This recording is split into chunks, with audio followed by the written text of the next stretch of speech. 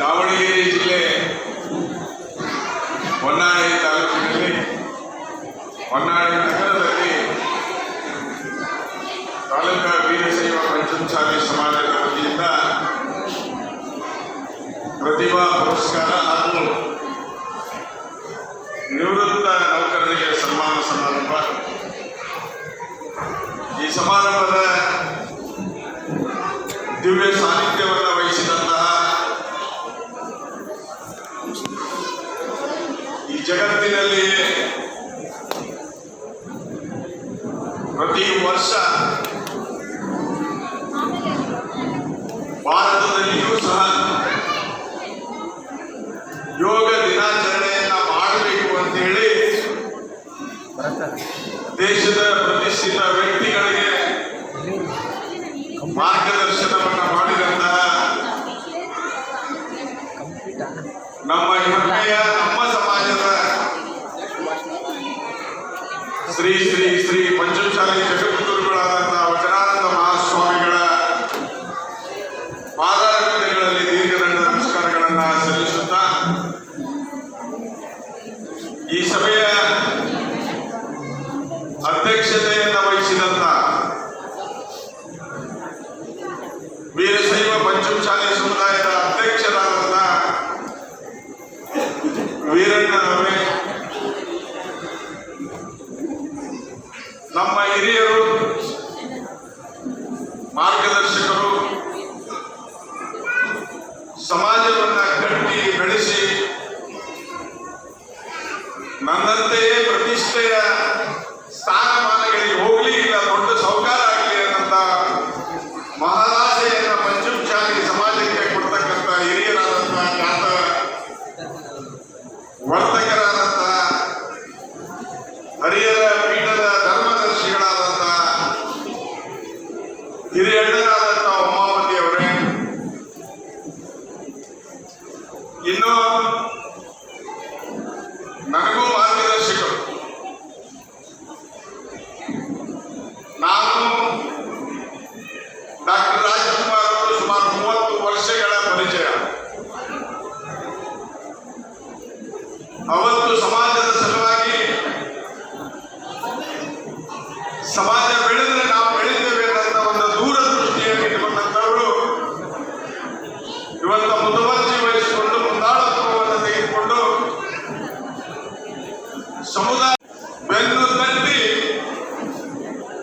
ನನ್ನ ಮಕ್ಕಳು ಈ ದೇಶದ ಭವಿಷ್ಯದ ನಾಗರಿಕರಾಗಬೇಕು ಅನ್ನೋ ಈ ಒಂದು ಕಾರ್ಯಕ್ರಮದ ನೇತೃತ್ವವನ್ನು ವಹಿಸಿಕೊಂಡಿದ್ದಾರಲ್ಲ ಅಂತ ಹಿರಿಯರಾದಂತಹ ಡಾಕ್ಟರ್ ರಾಜ್ಕುಮಾರ್ ಅವರೇ, AK-47 ನಾನು ಅವ್ರ ಮಾತುಗಳನ್ನ ಕೇಳಿದೆ.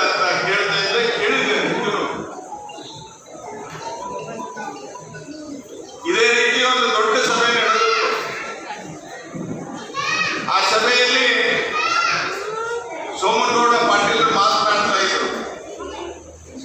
ನಮ್ಮ ಸಮಾಜದವರಿಗೆ ಚಿಂತೆ, ಯಾವ ಚಿಂತೆ ಅಂದ್ರೆ ದನಕರುಗಳ ಚಿಂತೆ. ಎತ್ತ ಹೆಂಗದವು, ಎಮ್ಮೆ ಹೆಂಗೈತಿ, ಆಕಳ ಹೆಂಗದವು, ಆಕಳ ಕರು ಹೆಂಗೈತಿ, ಕರು ಹಾಲು ಕೊಡದೇ ಇಲ್ಲ ಅಂತ ಮಕ್ಕಳಿಗಿಂತ ಹೆಚ್ಚು ಕಾಳಜಿ ಮಾಡ್ತಕ್ಕಂಥ ಒಬ್ಬ ಮುದುಕಿ ಬಂದು ನಮ್ಮ ಸಮಾಜದ ಮುದುಕಿ. ಅವಾಗ ಸೋಮನಗೌಡರು ಹೇಳಿದ್ರು, ಚೀರಿ ಚೀರಿ ಧ್ವನಿ ಎತ್ತಿ ಎತ್ತಿ ಮುಷ್ಟಿ ಮಾಡಿ ಕೈಗಾರ ಹಾಕುವಾಗ ಆ ತಾಯಿ ಹೇಳಾಕತ್ತಿದ್ರು. ಸೋಮನಗೌಡರು ನಾನು ಸುಳ್ಳೇ ಇದ್ದೀವ ಸಭೆಯಲ್ಲಿ. ಸೋಮನಗೌಡರು ಕೇಳಿದಾರ, ಯಾಕೆ ಹೇಳ್ತಾಳ ಅಜ್ಜಿ ಅಂತ ಕೇಳಿದ್ರು. ನನಗೂ ಗೊತ್ತಿಲ್ಲ ಅಂತ ಹೇಳಿ ಆ ಅಜ್ಜಿ ಒಂದು ಕೇಳಿದ್ವಿ ನಾವು, ಯಾಕೆ ಹೇಳ್ತೀವಿ ಅಂತ ಹೇಳಿ.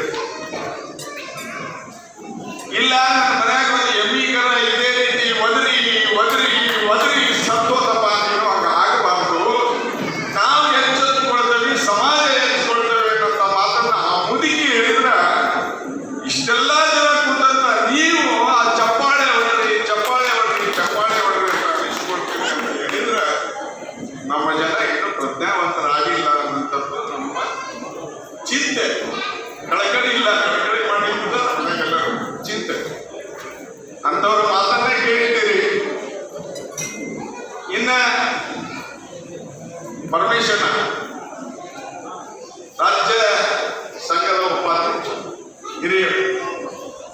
ಬಹಳ ಚಿಂತಕರು, ಸಮಾಜದ ಸಲುವಾಗಿ ಹಲವಾರು ವಿಚಾರಗಳನ್ನ ಮಾತನಾಡ್ತಾ ಇದ್ದಾರೆ, ಮಾತುಕತೆ ನಡೀತಾರೆ. ಅಂತವರು ಮಧ್ಯದಲ್ಲಿದ್ದಾರೆ. ಅದ್ರ ಜೊತೆಗೆ ಲೆಕ್ಕಪತ್ರ, ಮನೆ ಮಾತನಾಡುವಾಗ ಹೇಳಿದ್ದು ಚಿತ್ರಗುಪ್ತರು ಅಂತ ಹೇಳಿ ಲೆಕ್ಕ ಬರೀ ಬಹಳ ಸಣ್ಣರು. ಅಣ್ಣಯ್ಯ ನಮ್ಮ ಜ್ಯೋತಿ ಪ್ರಕಾಶ್ ಎಲ್ಲ ಇದ್ದಾರೆ. ಅದ್ರ ಜೊತೆಗೆ ಮಾರ್ಗದರ್ಶಕರು, ಏನಾದರೂ ಲೇಟ್ ಆದ್ರೂ ಬಿಡಂಗಿಲ್ಲ, ಚಾಟಿ ಹಂಗೆ ಹೀಗೆ ಮಾಡುವಂತ ಹೇಳ್ತಕ್ಕಂಥ ಭಾವನವರಿದ್ದಾರೆ. ಜೊತೆಗೆ ಆತ್ಮೀಯ ಸಹೋದರರಾದಂತ ಸನ್ಮಾನ್ಯ ನ್ಯಾಯವಾದಿಗಳಿದ್ದಾರೆ, ಪಾಟೀಲ್ ಪ್ರಕಾಶ್ ಪಾಟೀಲ್. ನನ್ನ ಬಗ್ಗೆ ಅಲ್ಪ ಸ್ವಲ್ಪ ತಿಳ್ಕೊಂಡಂತ ಪ್ರಸನ್ನ ಇದ್ದಾರೆ.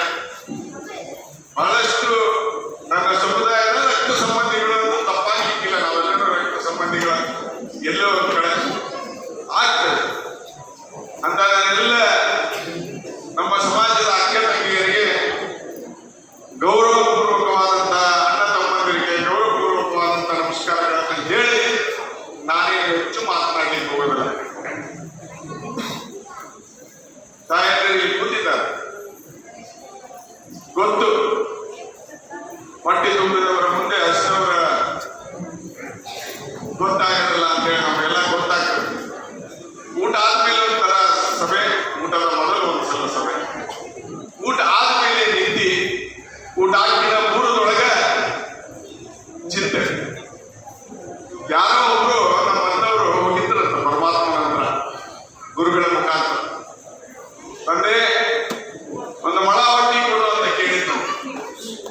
ಹುಚ್ಚ ಒಂದು ಗೇಣು ಹೊಟ್ಟಿ ಕೊಟ್ಟಲ್ಲಿ ತುಮ್ಕೆಂಬ ಹೋಗು, ಆ ತುಮ್ಕೆಂದಿಂದ ಮೊಳ ಕೇಳು ಅಂತ ಹೇಳಿದ್ರು. ಅದಕ್ಕೆ ನಾನು ಹೇಳಬೇಕಾಗಿದ್ದಿಷ್ಟೇ, ನಾವು ಬಹಳಷ್ಟು ಶ್ರೀಮಂತರ ಸಮುದಾಯ ಅಲ್ಲ, ಎಲ್ಲೇ ಬೆರಳಿಗೆ ಎಷ್ಟು ಇದ್ದಾರೆ. ಅದ್ರ ಜೊತೆಗೆ ಒಕ್ಕಲತನ ಮಾಡ್ತಕ್ಕಂಥ ಸಮುದಾಯ ಬಹಳಷ್ಟು. ನಮ್ಮವರು ಬಹಳಷ್ಟು ಜನ ಹಿರಿಯರಿದ್ರು, ರಾಜಮನೆತನದವರು ಇದ್ರು, ವಾಡೆಯರು ಇದ್ರು. ಇವತ್ತು ಹೆಸರು ಹೇಳಿಲ್ಲ ನೋಡಿ, ನೋಡ್ಲಿಕ್ಕೆ ವಾಡೆ ಇಲ್ಲ. ನಮ್ಮಲ್ಲಿ ನಂದಿಗಿನವರು ಮಾಮಲೆ ದೇಸಾಯಿ ಅಂತ ಇದ್ರು, ತಮಗೆಲ್ಲ ನಾನು ಒಂದ್ಸಲ ನೆನಪು ಮಾಡ್ತಾ ಇದ್ದೀನಿ. ಇಲ್ಲಿ ಈ ಮಾತಾಗಿರ್ಬೋದು 16,000 ಎಕರೆ ಜಮೀನು ಅವರಿಗೆ, 16,000 ಎಕರೆ ಜಮೀನು. ಬಹಳಷ್ಟು ದಾನ ಧರ್ಮಗಳನ್ನು ಮಾಡಿದಂತ ಕೈ ಪಂಚಮಸಾಲಿ ಸಮುದಾಯದ ಕೈ. ಯಾಕೆ ಈ ಮಾತನ್ನು ಇಲ್ಲಿ ಉಲ್ಲೇಖ ಮಾಡ್ತಾ ಇದ್ದೇನೆ ಅಂದ್ರೆ ಪ್ರಸನ್ನ ಅವರ, ಬಹಳ ಉದಾರಿಗಳು ನಾವೆಲ್ಲರೂ, ಬಹಳ ಉದಾರಿಗಳು. ಉದಾಹರಣಕ್ಕೆ ಮಿತಿಯೇ ಇಲ್ಲ. ಆ ಮಿತಿ ಇಲ್ಲ ಅಂದಾಗ ಇವತ್ತು ಹಂದಿಗಿರು ದೇಸಾಯಿಗೆ 4 ಎಕರೆ ಜಮೀನಿಲ್ಲ.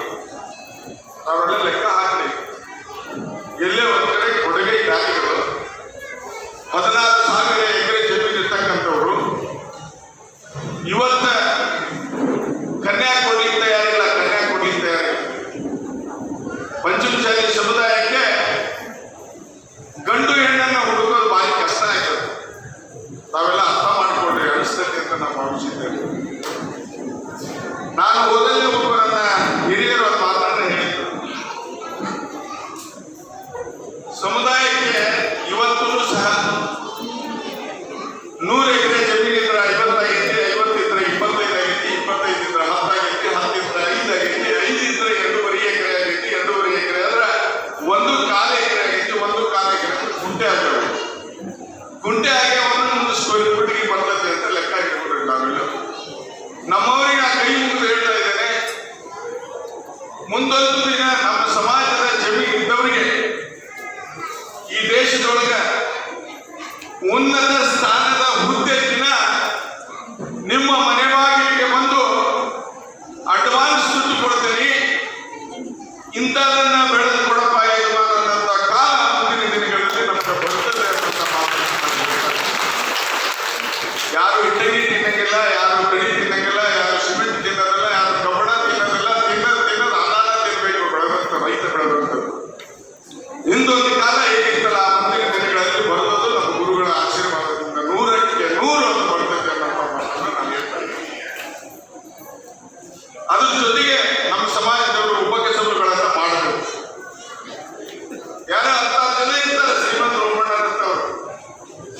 10 ಜನ ಇರ್ತಾರೆ. ನಾವು ಉಪಕಸಬುಗಳನ್ನ ಮಾಡಿದಾಗ ಮಾತ್ರ ನಾವು ಈ ಬದುಕನ್ನ ಸಾಗಿಸಲಿಕ್ಕೆ ಸಾಧ್ಯ ಅನ್ನುವಂಥದ್ದು ನನ್ನ ಅನುಭವದ ಮಾತನ್ನ ನಾನು ಹೇಳ್ತೇನೆ. ಜೊತೆಗೆ ಇವತ್ತ ಒಳ್ಳೆಯ ವಿಚಾರ ಇಟ್ಕೊಂಡು ಪಂಚಮಸಾಲಿ ಸಮಾಜದ ಎಲ್ಲ ಹಿರಿಯರು ಕೂಡಿಕೊಂಡು ಶ್ರೀಗಳನ್ನ ಕರೆಸಿ ಅವರ ಸಾನ್ನಿಧ್ಯದಲ್ಲಿ ಪ್ರತಿಭಾವಂತ ಮಕ್ಕಳಿಗೆ ನನ್ನ ಸಮುದಾಯದ ಜನ, ನನ್ನ ಸಮುದಾಯದವರು ನಾಗರಿಕರು ಒಳ್ಳೆಯ ನಾಗರಿಕರಾಗಿ ಸಮಾಜದ ವಿವಿಧ ಸರ್ಕಾರದ ವಿವಿಧ ಹುದ್ದೆಗಳನ್ನ ಅಲಂಕರಿಸಬೇಕು ಅಂತ ಒಂದು ಪ್ರೋತ್ಸಾಹದಾಯಕವಾದಂತಹ ಪ್ರತಿಭಾ ಪುರಸ್ಕಾರವನ್ನು ನಾವೆಲ್ಲ ತಿಳ್ಕೊಳ್ಳೋಣ. ಒಂದು ಸರ್ಟಿಫಿಕೇಟ್ ಕೊಟ್ಟು ಅದರಲ್ಲಿ ಒಂದು ಪಾಕೆಟ್ ಕೊಟ್ಟು ಒಂದು ಶಾಲು ಮಾಲೆ ಹಾಕಿದ್ರೆ ಅದು ಏನ್ ಬಿಡಪ್ಪ ಶಾಲು ಮಾಲೆ ಅನ್ನೋದನ್ನ ನಾವು ಯಾರು ಗಮನಿಸಬಾರ್ದಂತ ನನ್ನ ವಿನಂತಿ. ನಾನು ವಿಶೇಷವಾಗಿ ಮಕ್ಕಳಲ್ಲಿ ನಾನು ವಿನಂತಿಯನ್ನ ಮಾಡ್ಕೊಳ್ತಾ ಇದ್ದೇನೆ. ಎಲ್ಲೋ ಒಂದು ಕಡೆ ನೆಪೋಲಿಯನ್ ಹೇಳ್ತಾ ಇದ್ದಾರೆ, ನನ್ನ ದಿನಚರಿಯಲ್ಲಿ ಅಸಾಧ್ಯ ಎಂಬುವ ಪದ ಇಲ್ಲವೇ ಇಲ್ಲ ಅಂತ ಹೇಳ್ತಾರೆ. ಸಾಧನೆ ಮಾಡಬೇಕು ಅಂತ ಹೇಳ್ತಾರೆ. ಇವತ್ತು ಈ ಮಕ್ಕಳು ಈ ಒಂದು ಪ್ರತಿಭಾ ಪುರಸ್ಕಾರದಿಂದ ಶ್ರೀಗಳು ಮತ್ತು ಹಿರಿಯರಿಂದ ತಾವೇನು ಶಾಲೆಯನ್ನು ಒದಗಿಸಿಕೊಂಡಿದ್ದೀರಿ, ಮಾಲೆಯನ್ನು ಹಾಕಿಸಿಕೊಂಡಿದ್ದೀರಿ, ಸರ್ಟಿಫಿಕೇಟ್ ಅನ್ನು ತೆಗೆದುಕೊಂಡಿದ್ದೀರಿ, ನಿಮಗೆ ಇವತ್ತಿನಿಂದ ನಿಮ್ಮ ಮನಸ್ಸಿನಲ್ಲಿ ಆತ್ಮವಿಶ್ವಾಸ ಹೆಚ್ಚು ಆಗಲಿ. ನನ್ನ ಜೀವನದಲ್ಲಿ ನನ್ನ ದಿನಚರಿಯಲ್ಲಿ ನಾನು ದೊಡ್ಡ ಗುರಿಯನ್ನ ಮುಟ್ಟೇ ಮುಟ್ಟುತ್ತೇನೆ ಅನ್ನೋ ಒಂದು ಪ್ರತಿಕ್ರಿಯೆಯನ್ನು ಮಾಡಿ ನನ್ನ ಮಕ್ಕಳು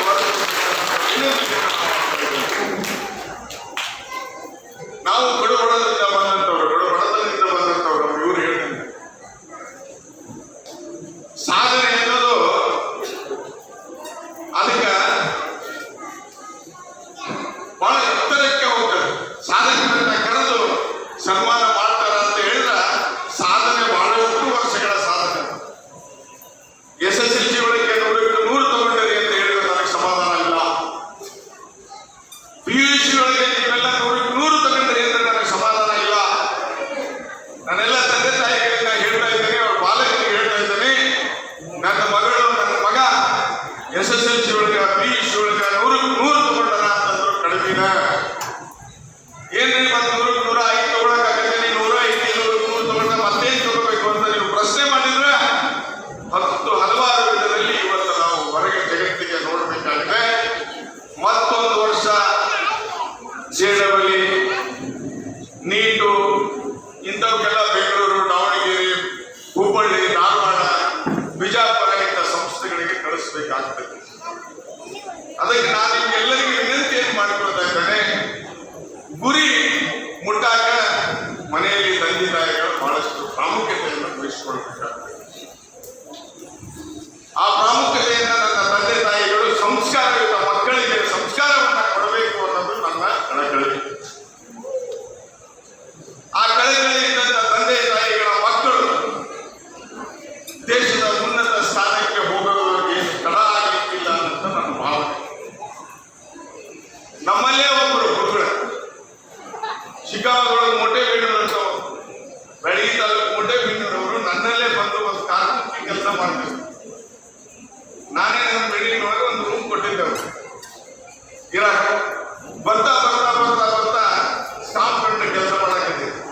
ಸಂಪ್ರದೇಶಗಳು ಲೈಸೆನ್ಸ್ ಕೊಡಿಸಿದ್ದಾರೆ ಡಿಸ್ಟ್ರಿಕ್ಟ್. ಇವತ್ತು ಸೋಮನಗೌಡರ IIT ಒಳಗೆ ಫಸ್ಟ್ ಬಂದಾರೆ 2 ಮಕ್ಕಳು. IIT ಒಳಗೆ ಫಸ್ಟ್ ಬಂದಿದ್ದಾರೆ. ನಾನು ಕೇಳಿದೆ, ನಿಖಿಲ್ ಮಗ ತಂದೆ ತಾಯಿ ನಮ್ಮ ಮನೆಗೆ ಬಂದದ್ದು, ನಮ್ಮ ಮನೆಯವರು ಸ್ವಲ್ಪ ದಿನ ಆರಾಮದಿಲ್ಲ ಮಾತಾಡ್ಸಕ್ ಬಂದದ್ದು, ಇವಾಗ ಇಷ್ಟು ದಿವಸದ ಬಡತನ ಹೋದಲ್ಲ ಅಂತ ಕೇಳಿದೆ ಆ ತಾಯಿ. ಆ ಶಿವಣ್ಣ ಮೊಟ್ಟೆಬೇಕವ್ರು ಅಂತ ನಾವು ಅಡ್ರೆಸ್ ಅವ್ರು ಹೇಳಿದೆ, ಇಷ್ಟು ದಿವಸದ ಬಡತನ ಹೋದಲ್ಲ ಅಂತ ಹೇಳಿದ್ರು. ಓದಲ್ಲ ದೇವರದಿಂದ ನಮ್ಮೆಲ್ಲರ ಆಶೀರ್ವಾದದಿಂದ ಓದು. ಮಗ ಇನ್ನು 3 ತಿಂಗಳ IIT ಮುಗಿಸಿನ 3 ತಿಂಗಳ 30 ಲಕ್ಷ ರೂಪಾಯಿ ಪ್ರತಿ ವರ್ಷಕ್ಕೆ ಕೊಡ್ತೇವೆ ಅಂತ ಹೇಳಿ ಈಗಾಗಲೇ ಕಂಪನಿ ಕರ್ಕೊಂಡಿದ್ದಾರೆ. ಮುಂದೊಂದು ದಿನ ಅವನಿಗೆ 1 ಕೋಟಿ ರೂಪಾಯಿ ಕೊಡ್ತಾರೆ. ತಿಂಗಳಿಗೆ 1 ಕೋಟಿ ರೂಪಾಯಿ ಕೊಡ್ತಾರೆ. ಅದಕ್ಕೆ ನಾ ಯಾಕೆ ಹೇಳ್ತಾ ಇದ್ದೇನೆ ಅಂದ್ರೆ, ಈ ಸರಸ್ವತಿ ಇದ್ದಾಳಲ್ಲ, ಈ ಸರಸ್ವತಿ ಇಂಥವ್ರ ಮನೆಗೆ ಇರಬೇಕು ಅಂತ ಬರ್ಕೊಂಡು ಬಂದಿಲ್ಲ. ಸಿಪಾಯಿಗೆ ಮಕ್ಕಳು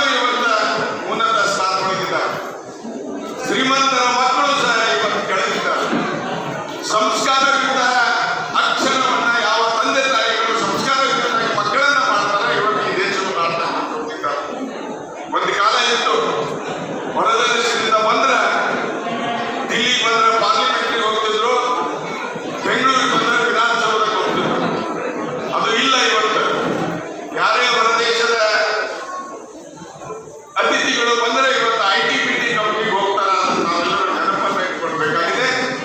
ಹೆಚ್ಚು ಮಾತನಾಡಿದೆ ಅಂತ ನಾನು ಅನ್ನಿಸ್ತಾ ಇದ್ದೀನಿ. ಸಮಾಜದ ಸಲುವಾಗಿ, ಸಮಾಜವನ್ನ ಕಟ್ಟುವುದರ ಸಲುವಾಗಿ ಹತ್ತು ಹಲವಾರು ಜನ ಮಹಿಳೆಯರು, ನಮ್ಮ ಹಿರಿಯರು, ಮಹಿಳೆಯರು ಅವರಿಗೆ ಸಾಥನ್ನ ಕೊಟ್ಟಿದ್ದಾರೆ. ಹಿರಿಯರು ಇವತ್ತು ಸಹ ಏನು ಪೀಠ ಎಲ್ಲರ ಮಧ್ಯದೊಳಗೆ ಇಲ್ಲೇ ಒಂದು ಕಡೆ ಅದನ್ನು ಉಳಿಸಿಕೊಂಡು ಹೋಗುವುದು ನಮ್ಮೆಲ್ಲರ ಕರ್ತವ್ಯ. ಮಾನವೀಯತೆಯ ದೃಷ್ಟಿಯಿಂದ ಮೊನ್ನೆ ಡಾಕ್ಟರ್ ರಾವ್ ಮತ್ತು ಉಮ್ಮಣ್ಣವರು ಬಳಿ ಆ ಒಂದು ಬೆಂಕಿಯಲ್ಲಿ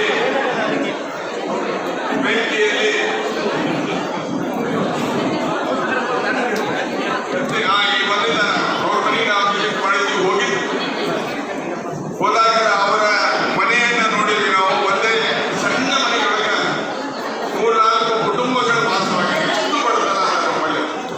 ಅದರ ಜೊತೆಗೆ ಈಗ ನಮ್ಮ ಶ್ರೀಗಳ ಮಧ್ಯದಲ್ಲಿ ಡಾಕ್ಟರ್ ಒಳ್ಳೆಯ ಕೆಲಸವನ್ನ ಮಾಡಿ ಜಮೀನು ಇದ್ರೂ ಸಹ ರಾಜ್ಯದಲ್ಲಿ ಇರ್ತಕ್ಕಂಥ ಕುಟುಂಬದ ಹಲವಾರು ನಮ್ಮ ಮಧ್ಯಗಳು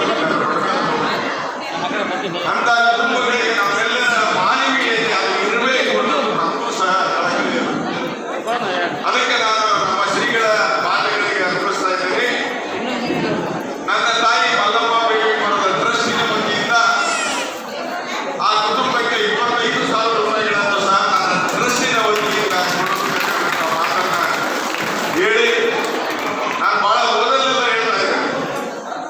ಯಾರು 98-99 ಮಾರ್ಕ್ಸ್ ತೆಗೆದುಕೊಂಡು ಸೈನ್ಸ್ಗೆ ಹೋಗ್ತಕ್ಕಂಥ ಬಡ ಮಕ್ಕಳು ಅವರಿಗೆ ಹೊಲ ಇರಬಾರ್ದು, ಮನೆ ಇರಬಾರ್ದು ಅಂತ ಬಡ ಮಕ್ಕಳಿಗೆ ನನ್ನ ವಿದ್ಯಾಸಂಸ್ಥೆಯಲ್ಲಿ ಫಸ್ಟ್ ಇಯರ್ ಮತ್ತು ಸೆಕೆಂಡ್ ಇಯರ್ ಕಲಿತಕ್ಕಂಥ ಸಂಪೂರ್ಣವಾದ ವೆಚ್ಚವನ್ನು ನನ್ನ ಸಂಸ್ಥೆ, ನನ್ನ ತಾಯಿಯ ಟ್ರಸ್ಟಿನ ವತಿಯಿಂದ ಅವರಿಗೆ ಕೊಡುತ್ತೇನೆ ಅಂತ ಮಾತನ್ನ ಸಹ ನಾನು ಹೇಳಿ, ಅಂಥವ್ರು ಯಾರು ಒಬ್ಬರು ಅಥವಾ ಇಬ್ಬರನ್ನು ಡಾಕ್ಟರು ಮತ್ತು ಅಧ್ಯಕ್ಷರು ಗುರುತಿಸಿ ನಮ್ಮ ಸಂಸ್ಥೆಗೆ ಕಳಿಸಿಕೊಟ್ರೆ ಇಡೀ 2 ವರ್ಷದ ಖರ್ಚನ್ನು ನಮ್ಮ ಸಂಸ್ಥೆಯ ವತಿಯಿಂದಲೇ ನಾನು ಅವರಿಗೆ ಕೊಟ್ಟು ಸಮಾಜದ ಋಣವನ್ನು ತೀರಿಸುವಂತ ಸಣ್ಣ ಅರಿವು ಸೇವೆಯನ್ನು ನಾವು ಮಾಡಬೇಕು ಅಂತ ಮಾತನ್ನ ಈ ಸಂದರ್ಭದೊಳಗೆ ಹೇಳಿ, ದೇವರು ನಮ್ಮೆಲ್ಲರೂ ಗುರುಗಳ ಮುಖಾಂತರ ನಮ್ಮ ಮಕ್ಕಳ ಭವಿಷ್ಯವನ್ನ ಉಜ್ವಲವಾಗಿ ಮಾಡಲಿ. ಪ್ರತಿ ವರ್ಷದೂ ಸಹ 20 ವರ್ಷಗಳಿಂದ ಏನು ಹೊನ್ನಾಳಿ ತಾಲೂಕಿನ ನನ್ನ ಸಮುದಾಯದ ಎಲ್ಲ ಹಿರಿಯರನ್ನು ಕೂಡಿಕೊಂಡು ಏನು ಈ ಪ್ರತಿಭಾ ಪುರಸ್ಕಾರವನ್ನು ಮಾಡ್ತಾ ಇದ್ದಿರಲಿಲ್ಲ, ಇದು ಇನ್ನೂ ಹೆಚ್ಚು ಹೆಚ್ಚು ಹೋಗಲಿ. ಸಮಾಜದ ಮಕ್ಕಳಿಗೆ ಈ ಒಂದು ವೇದಿಕೆ ಬೆನ್ನು ತಟ್ಟಿ ಕಳಿಸುವಂತ ಆಶೀರ್ವಾದವನ್ನು ನನ್ನ ಶ್ರೀಗಳು ಕೊಡಲಿ ಅಂತ ಮಾತನ್ನ ಈ ಸಂದರ್ಭದಲ್ಲಿ ಹೇಳಿ, ದೇವರ ಅನುಗ್ರಹದಿಂದ ಇವತ್ತು ನಾನು ಸಹ ಎಲ್ಲೋ ಒಂದು ಕಡೆ ಗುರುಗಳ ಆಶೀರ್ವಾದದಿಂದ ಮಾತು ಅಂದ್ರೆ ಹೇಗಿರ್ತದೆ ಅಂತ ಒಂದು ಮಾತನ್ನು ಹೇಳಿ ನನ್ನ ಮಾತನ್ನ ಮುಗಿಸ್ಬಿಡ್ತಾರೆ. ನಾನು ಕೇಳಿದೆ ಮಾತನಾಡುವಾಗ ಎಷ್ಟೊತ್ತು ಮಾತಾಡಬೇಕು ಅಂತೇಳಿ, 2 ಹೆಚ್ಚು ಕಡೆ ಮಾತಾಡ್ರಿ ಅಂತ ಹೇಳಿದ್ರು. ಹೇಳ್ರಿ, ನಾವೆಲ್ಲರೂ ಕೇಳಿ ಹೊಟ್ಟೆ ಸಲ ನಮಗೆ ಗೊತ್ತಲ್ಲ. ಹೇಳಿದಾಗ ನನಗೊಂದ್ಸಲ ಗುರುಗಳು ಮಾತನ್ನ ಹೇಳಿದ್ರೆ, ಏ ಅಣ್ಣ ಬಾಳೆಹಣ್ಣ 2 ಸಾಕು, ಒಂದು ಮಾತನ್ನೇ ಹೇಳಿದ್ರು ನನಗೊಬ್ಬ ಪ್ರತಿಷ್ಠಿತ ಈ ರಾಜ್ಯದ ಒಬ್ಬ ರಾಜಕಾರಣಿ ನನಗೊಂದು ಮಾತನ್ನೇ ಹೇಳಿದ್ರು, ಪಕ್ಷಕ್ಕೆ ವಾಪಸ್ ಬರ್ರಿ, ವಿಧಾನ ಪರಿಷತ್ತಿನ ಸದಸ್ಯನಾಗಿ ರಾಜ್ಯದ ಒಂದು ರಾಷ್ಟ್ರೀಯ ಪಕ್ಷದ ಉಪಾಧ್ಯಕ್ಷರನ್ನಾಗಿ ಮಾಡ್ತೇನೆ ಅಂತ ಮಾತನ್ನ ಆ ಪಕ್ಷದ ಅಧ್ಯಕ್ಷರು ಮತ್ತು ನಾಯಕರು ನನ್ನ ಮನೆಯಲ್ಲಿ ಕುಂದಿರಿಸಿ 4 ತಾಸು ಮೀಟಿಂಗ್ ಮಾಡಿದ್ರೆ ನಾನು ಗುರುಗಳಿಗೆ ಫೋನ್ ಮಾಡಿದೆ, ಗುರು ಈ ರೀತಿ ಹೇಳ್ತಾ ಇದ್ದಾರೆ ಅಂತ ಹೇಳಿ. ಗುರುಗಳ ಮಾತನ್ನ ಹೇಳಿದ್ರು, ಬೇಡ ಸಮಾಜ ಸೇವೆಯಿಂದ ಮಾಡ್ತೀನಿ ಅಂತ ಎದ್ದು ಬಂದ್ಬಿಡ್ರಿ ಅಂತ ಹೇಳಿದ್ರು. ನೋಡ್ರಿ, ಒಂದು ಗ್ರಾಮ ಪಂಚಾಯಿತಿಯ ಉಪಾಧ್ಯಕ್ಷ 10 ತಿಂಗಳಾದಾಗ ಎಲ್ಲರೂ ಕೂಡಿ ರಾಜೀನಾಮೆ ಕೊಡುವಂತಾರೆ. ರಾಜೀನಾಮೆ ಕೊಡಾಕ ನನ್ನ ಹೆಂಡತಿ ಕೇಳ್ಬಿಡ್ತದೆ, ನಮ್ಮ ಅಮ್ಮನ ಕೇಳ್ಬಿಡ್ತದೆ, ನಮ್ಮ ಅಪ್ಪನ ಕೇಳ್ಬಿಡ್ತದೆ ಅಂತಾರೆ. ಒಂದು ವಿಧಾನ ಪರಿಷತ್ತಿನ ಸದಸ್ಯತ್ವಕ್ಕೆ ಇನ್ನು ಮುಂದೆ ನೋಡಿದಾಗ ರಾಜೀನಾಮೆಯನ್ನು ಕೊಟ್ಟು ಶ್ರೀಗಳ ಪಾದಕ್ಕೆ ಬಂದು ಬಿಡ್ತೀನಿ ಅಂತ ಹೇಳಿದ್ರೆ ಅದಕ್ಕೆ ಗಟ್ಟಿತನ ಅನ್ನೋದು ನಮ್ಮ ಸಮಾಜದ ಹಿರಿಯರಿಗೆ ಬರಬೇಕು ಅಂತ. ಹಿರಿಯರಿಗೆ ಬರಬೇಕು ಅಂತ ಎಲ್ಲಿರುವ ಅರ್ಜಿ ಹಾಕಿಲ್ಲ, ಹುದ್ದೆ ಬೇಕು ಅಂತ ಹೇಳಿ. ಇವತ್ತು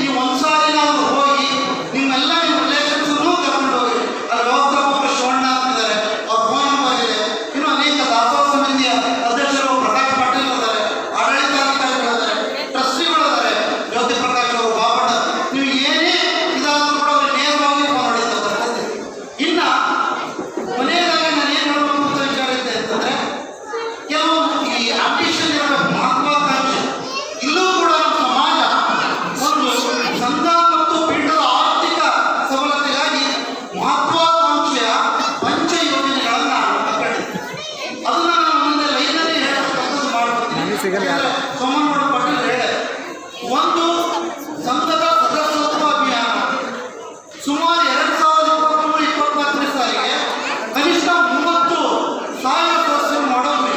ನಿನ್ನೆ ನಮ್ಮ ಶಾಮೂರ್ ಶಿಶುರವರು ಹೇಳಿದರು, ಇವತ್ತು ಪೇಪರಲ್ಲಿ ನಿನ್ನೆಲ್ಲ ನೀವು ನೋಡಿ ವೀರಶೈವ ಮಹಾಸಭಾ ಸದಸ್ಯತ್ವ ಜಾಸ್ತಿ ಮಾಡ್ತಾರೆ. ಹಾಗೆ ನಾವು ಪಂಚಮಸಾಲಿ ಸದಸ್ಯತ್ವವನ್ನು ಕೂಡ ಜಾಸ್ತಿ ಮಾಡ್ತಾ ಇದ್ದಾರೆ. ಅದಕ್ಕೆ ನೀವು ಬಹಳ ಕಡಿಮೆ ಅಮೌಂಟು 550 ರೂಪಾಯಿ ಕೊಡ್ತಾರೆ. ಹಾಗಾಗಿ ಎಲ್ಲರೂ ಸದಸ್ಯರಾಗ್ತವೆ. ಒಂದು ಎರಡನೆಯದು ಭಕ್ತ ಕೋಟಿ ನಿಧಿ ಅಂತೇಳಿ 2,500 ಕೊಡ್ತಕ್ಕಂಥದ್ದು. ಈ ಒಂದು ನಿಮಗೆಲ್ಲ 2,000 ಹೇಳೋದು ಬೇಡ.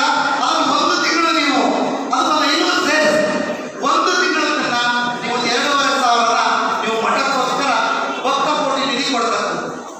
ಇನ್ನು ಮಾಸಿಕ ಸೇವಾಕಾಂಕ್ಷಿಗಳು ಯಾರೇ ನಿಶ್ಚಿತ ಆದಾಯ ಇರತಕ್ಕಂಥ ನಮ್ಮಂತ ನೌಕರರು ಪ್ರತಿ ತಿಂಗಳು 500 ಆದಾಯ ಕೂಡ ನಾವು ಮಾಡ್ತಕ್ಕಂಥದ್ದು.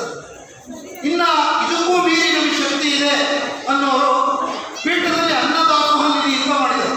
20,000ದಿಂದ 1,00,000 ತನಕ ಅವ್ರನ್ನ ದಾಸೋಹಿಗಳು ಅಂತೇಳಿ ಕರೀತಕ್ಕಂಥದ್ದು. 1,00,000ದಿಂದ 5,00,000 ಮಹಾದಾಸೋಹಿಗಳು ಅಂತ ಕರೀತಕ್ಕಂಥದ್ದು. 5,00,000ದಿಂದ ಮೇಲ್ಪಟ್ಟವರು ಪರಮ ದಾಸೋಹಿಗಳು ಅಂತ ಕರೀತಕ್ಕಂಥದ್ದು. ಇನ್ನು ಕೊನೆಯದಾಗಿ ಇಡುಗಂಟು ದಾನಿಗಳು, ಇಲ್ಲ ಸರ್ ನಮ್ಗೆ ದೇವರು ಶಕ್ತಿ ಕೊಟ್ಟಾನೆ ನಾವು ಇನ್ನೂ ಜಾಸ್ತಿ ಇಡ್ತಕ್ಕಂಥವ್ರು ಅಂದರೆ ನೀವು 1/4 ಕೋಟಿಗಿಂತ ಹೆಚ್ಚು ಇಡ್ತಕ್ಕಂಥದ್ದು ಅಥವಾ 1/2 ಕೋಟಿಗಿಂತ ಹೆಚ್ಚು ಅಥವಾ 1 ಕೋಟಿಗಿಂತ ಹೆಚ್ಚು ಇಡ್ತಕ್ಕಂಥದ್ದು